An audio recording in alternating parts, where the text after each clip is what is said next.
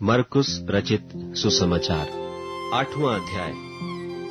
उन दिनों में जब फिर बड़ी भीड़ इकट्ठी हुई और उनके पास कुछ खाने को न था, तो उसने अपने चेलों को पास बुलाकर उनसे कहा, मुझे इस भीड़ पर तरस आता है, क्योंकि यह 3 दिन से बराबर मेरे साथ हैं और उनके पास कुछ भी खाने को नहीं। यदि मैं उन्हें भूखा घर भेज दूं, तो मार्ग में थक कर रह जाएंगे, क्योंकि इनमें से कोई कोई दूर से आए हैं। उसके चेलों ने उसको उत्तर दिया कि यहाँ जंगल में इतनी रोटी कोई कहाँ से लाए कि ये तृप्त हो। उसने उनसे पूछा, तुम्हारे पास रोटियां कितनी हैं? उन्होंने कहा, 7। तब उसने लोगों को भूमि पर बैठने की आज्ञा दी और वे 7 रोटियां ली और धन्यवाद करके तोड़ी और अपने चेलों को देता गया कि वे उनके आगे रखें, और उन्होंने लोगों के आगे परोस दिया। उनके पास थोड़ी सी छोटी मछलियां भी थीं, और उसने धन्यवाद करके उन्हें भी लोगों के आगे रखने की आज्ञा दी। सो वे खाकर तृप्त हो गए और शेष टुकड़ों के 7 टोकरे भरकर उठाए, और लोग 4000 के लगभग थे। और उसने उनको विदा किया, और वह तुरंत अपने चेलों के साथ नाव पर चढ़कर दलमनूता देश को चला गया।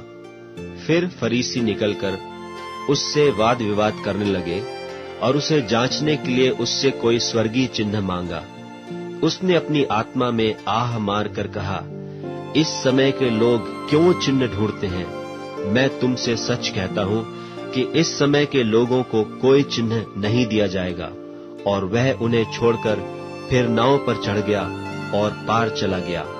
और वे रोटी लेना भूल गए थे, और नाव में उनके पास एक ही रोटी थी। और उसने उन्हें चिताया कि देखो, फरीसियों के खमीर और हेरोदेस के खमीर से चौकस रहो। वे आपस में विचार करके कहने लगे कि हमारे पास तो रोटी नहीं है। यह जानकर यीशु ने उनसे कहा, तुम क्यों आपस में यह विचार कर रहे हो कि हमारे पास रोटी नहीं? क्या अब तक नहीं जानते और नहीं समझते? क्या तुम्हारा मन कठोर हो गया है? क्या आंखें रखते हुए भी नहीं देखते और कान रखते हुए भी नहीं सुनते? और तुम्हें स्मरण नहीं कि जब मैंने 5000 के लिए 5 रोटी तोड़ी थी, तो तुमने टुकड़ों की कितनी टोकरियां भरकर उठाई? उन्होंने उससे कहा, 12 टोकरियां। और जब 4000 के लिए 7 रोटी थी, तो तुमने टुकड़ों के कितने टोकरे भरकर उठाए थे? उन्होंने उससे कहा, 7 टोकरे। उसने उनसे कहा, क्या तुम अब तक नहीं समझते? और वे बेतसैदा में आए, और लोग एक अंधे को उसके पास ले आए और उससे विनती की कि उसको छुए। वह उस अंधे का हाथ पकड़कर उसे गांव के बाहर ले गया और उसकी आंखों में थूक कर उस पर हाथ रखे और उससे पूछा, क्या तू कुछ देखता है? उसने आंख उठाकर कहा, मैं मनुष्यों को देखता हूं, क्योंकि वे मुझे चलते हुए दिखाई देते हैं जैसे पेड़। तब उसने फिर दोबारा उसकी आंखों पर हाथ रखे, और उसने ध्यान से देखा और चंगा हो गया और सब कुछ साफ साफ देखने लगा। और उसने उससे यह कहकर घर भेजा कि इस गांव के भीतर पांव भी न रखना। यीशु और उसके चेले कैसरिया फिलिप्पी के गांव में चले गए, और मार्ग में उसने अपने चेलों से पूछा कि लोग मुझे क्या कहते हैं? उन्होंने उत्तर दिया कि यूहन्ना बपतिस्मा देने वाला, पर कोई कोई एलिया और कोई कोई भविष्यद्वक्ताओं में से एक भी कहते हैं। उसने उनसे पूछा, परंतु तुम मुझे क्या कहते हो? पतरस ने उसको उत्तर दिया, तू मसीह है। तब उसने उन्हें चिताकर कहा कि मेरे विषय में यह किसी से न कहना। और वह उन्हें सिखाने लगा कि मनुष्य के पुत्र के लिए अवश्य है कि वह बहुत दुख उठाए, और पुरनिये और महायाजक और शास्त्री उसे तुच्छ समझकर मार डालें, और वह 3 दिन के बाद जी उठे। उसने यह बात उनसे साफ साफ कह दी।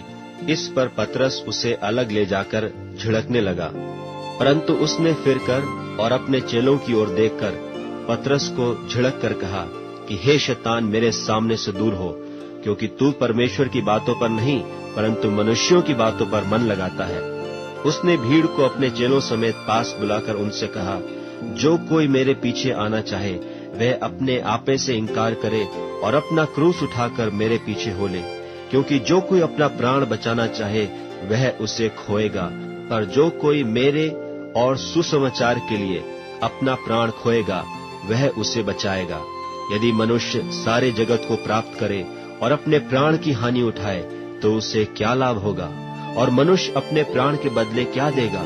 जो कोई इस व्यभिचारी और पापी जाति के बीच मुझसे और मेरी बातों से लजाएगा, मनुष्य का पुत्र भी जब वह पवित्र दूतों के साथ अपने पिता की महिमा सहित आएगा तब उससे भी लजाएगा।